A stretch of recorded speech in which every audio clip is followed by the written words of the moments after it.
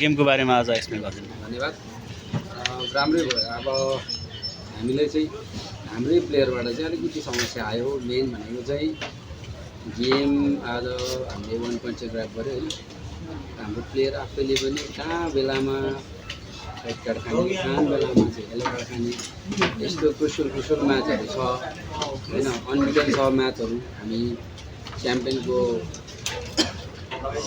पाथमा पनि छौँ, तर पनि यस्तो म्याचमा प्लेयर नभएपछि हामीले एकदमै आज चाहिँ 1 पोइन्ट पनि हाम्रो पुग्यो होइन। हामी चाहिँ खुसी छौँ किनभने सबै प्लेयर घाइते। त्यस पछाडि कार्डले गर्दाखेरि चितलाङ नराम्रो टिम होइन। चितलाङको के छ भन्दाखेरि चितलाङले यो खालको पर्फर्मेन्स गर्न सबैलाई दुःख दिन्छ, तर उनले कसलाई दुःख दिने कसलाई नदिने उसलाई थाहा छ चितलाङलाई चाहिँ एक्ज्याक्टली। चितलाङले उनको प्लेइङ स्टाइलबाट थाहा हुन्छ होइन।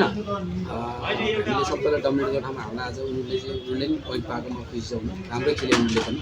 हामीले 2-4वटा मौका पायो, धेरै पाएनौँ किनभने हाम्रो प्लेयरमा चाहिँ त्यो लिगको एक्सपिरियन्स नभएको, म्याचको एक्सपिरियन्स नभएको कारणले पनि बल कहाँ राख्ने, कहाँ दिने, कसरी लिने, कसलाई दिने भन्ने कुराहरू हामीले अब ट्रेनिङमा गर्दा गर्दा नि चितलाङको मेन स्ट्रेन्थ भनेको 3टा विदेशी खेलाडीहरू उनीहरूको। त्यसले गर्दाखेरि नि अलिकति उनीहरूले त्यहाँ चाहिँ पावर युज गर्यो। नेपाली खेलाडी चाहिँ ठिकै थियो, उनीहरूको लेभलमै थियो, साँच्चै हाई लेभलको थियो।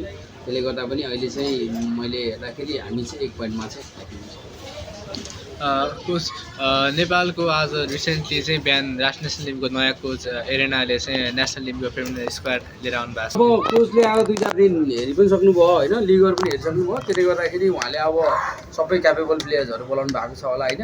त्यसले गर्दाखेरि मेरो धारणा चाहिँ त्यही हो। अब उहाँ नयाँ आउनु भएको छ कोच होइन। अब नेपाली प्लेयर्सहरूको सबै खेल्ने स्टाइलहरू सबै बुझेर चाहिँ आगामी दिनमा डेफिनेटली राम्रै गर्छ नेपालको लागि चाहिँ। मेरो धारणामा चाहिँ त्यो बोलाएको प्लेयर्सहरूले पनि मेहनत गरिदिन्छ होला कोचको फिलोसफीमा चाहिँ त्यो हो। अब देशको लागि सबैले पोजिटिभ नै कुरा गर्नुपर्छ भन्ने। यसै मैले एउटा प्रश्न जोडेँ कि नेपाली फुटबलले पछिल्लो समय चाहिँ उपाधिहरू जित्न सकेको छैन। अब यो साफमा चाहिँ कस्तो तयारी हुन्छ र यसको बारेमा नयाँ कोचले चाहिँ कतिको प्रिपेयर भएर चाहिँ गर्नुहुन्छ जस्तो लाग्छ? अब त त्यो त म चाहिँ एक्ज्याक्टली भाइको प्रश्नलाई चाहिँ धन्यवाद दिएँ, तर मैले चाहिँ क्लियरली चाहिँ यो कुरालाई चाहिँ अब साफको लागि तयारी गर्दै हुन्छ।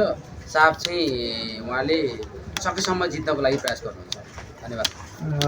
एउटा सोच्छु है ओभरअल नेपाली कोचिङ सिस्टममा चाहिँ होइन जुन एज लेभलको टुर्नामेन्ट हुन्छ, एज लेभलको टुर्नामेन्टमा नि हामीले चाहिँ एउटा सफलता हात पारेको छैन। यो चाहिँ किन हो जस्तो लाग्छ? एउटा केही रिजन यो विषयमा? अब यो चाहिँ किन कसरी चाहिँ अब अहिले मैले कसरी बोल्ने है। अब मेरो म्याचको दिन हो आज चाहिँ, खासकर 90 मिनट्सको मात्रै एनालाइज गर्ने हो। त्यसले गर्दाखेरि त्यो चाहिँ के गर्छ अर्को दिन कुनै दिन बसेर कुरा। ओके हस् त, थ्याङ्क यू।